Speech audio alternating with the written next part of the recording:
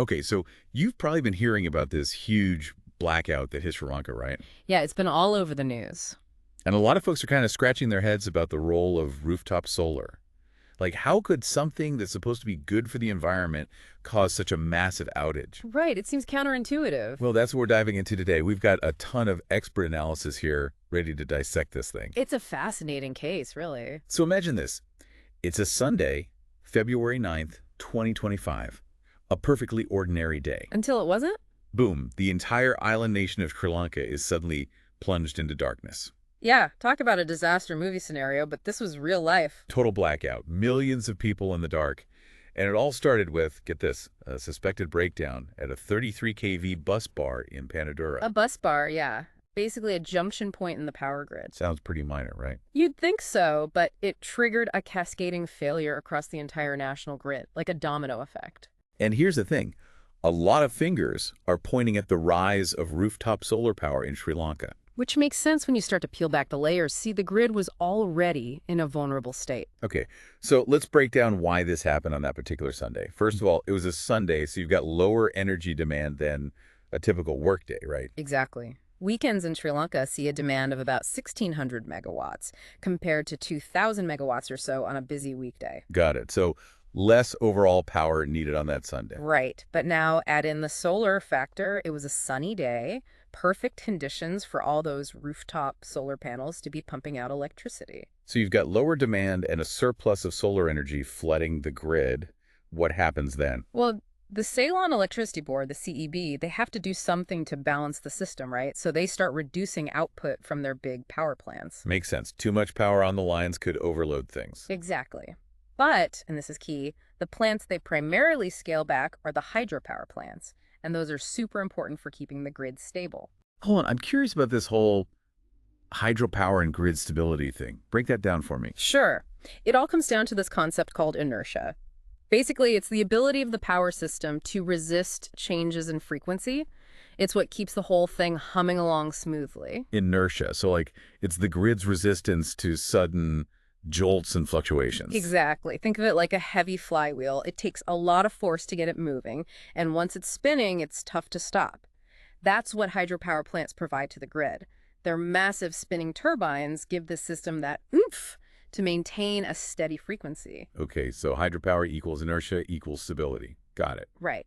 But when those hydropower plants are dialed back because of excess solar, the grid loses some of that crucial inertia. Leaving it more vulnerable to, well, things like bus bar breakdowns. Precisely. It's like walking a tightrope. Everything's fine as long as you maintain your balance. But a sudden gust of wind, like that bus bar failure, and the whole system can come crashing down. Wow. So, in a way, it's not that rooftop solar directly caused the blackout. No, not directly. But it created conditions that made the grid far more susceptible to failure. So the grid was essentially primed for a blackout. Exactly. But okay, why couldn't the grid handle all that extra solar power in the first place? I mean, we always hear about pushing for more renewables, right? Yeah, and it's a good thing. We need to move towards cleaner energy sources. But the key is integration. The grid has to be ready to handle this new influx of decentralized power. Because, as we said earlier, rooftop solar wasn't the only problem. Sri Lanka's grid itself was kind of outdated. Yeah, a lot of older grids, Sri Lanka's included, weren't designed for this two-way flow of energy that comes with distributed renewables like rooftop solar. It's not what we call a smart grid. Ah, a smart grid. So what's the difference? A smart grid can intelligently manage this dynamic inflow and outflow of power from lots of different sources. It can react in real time, adjust things as needed. Which is exactly what you need when you have thousands of individual homes and businesses feeding power back into the system. Exactly. Sri Lanka has somewhere between 1,200 and 1,400 megawatts of rooftop solar capacity. That's huge, especially compared to their overall demand. Wow, that's a lot of solar panels. And I guess the CED can't just control all those individual systems from a central location, right? Nope. It's like trying to conduct an orchestra where each musician is playing their own tune. Without a conductor, total chaos. And in this case, that chaos contributed to a nationwide blackout. It was like a perfect storm. Right? You could say that. But here's what I find really interesting. It turns out that some engineers at the CEB had actually warned about this very scenario. Really? They saw it coming. They were pushing for limits on rooftop solar installations until the grid was upgraded and modernized. That makes sense. They were trying to be proactive, but But they got a lot of pushback. People were accusing them of being anti-renewable. which is understandable. People want clean energy. Right. But as we've seen, it's not just about adding more solar panels. It's about doing it in a way that ensures the grid can handle it. Exactly. It's about finding the right balance. Yeah. Sustainability goals are important, but so is grid reliability.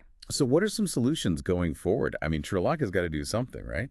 Well, the CEB has proposed some ideas. Things like adding large-scale battery storage systems. Batteries. How would that help? Batteries could soak up that excess solar energy during the day and then release it back to the grid when demand picks up in the evening. Ah, so they could smooth out those peaks and valleys in solar generation. Exactly.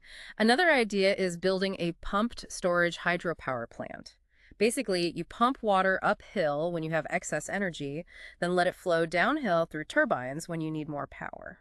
Interesting. Kind of like a giant battery made of water. Exactly. And then there's some simpler solutions, like encouraging factories to operate on weekends so there's more demand to balance out the solar surge. Right, increasing demand is another way to address the imbalance. So it seems like there's no easy fix. It's a multifaceted problem. Definitely. It requires careful planning and a holistic approach. This whole blackout really is a wake-up call, isn't it? It is. It shows that as we transition to a more sustainable energy future, we can't just focus on adding more renewables. We've got to think about the bigger picture. Exactly. Grid modernization, smart technologies, demand management, it all has to work together. Otherwise, we risk more blackouts, more disruptions. Exactly. It's about creating a system that's both clean and reliable. This has been a fascinating discussion. Thanks for breaking it down for us. My pleasure. And for our listeners, here's something to ponder. As we see more and more rooftop solar popping up everywhere, what are the implications for grid stability in your own region? Is your grid ready for this kind of change? Food for thought. Definitely something to think about. Thanks again for joining us for this deep dive. We'll catch you next time. See you then.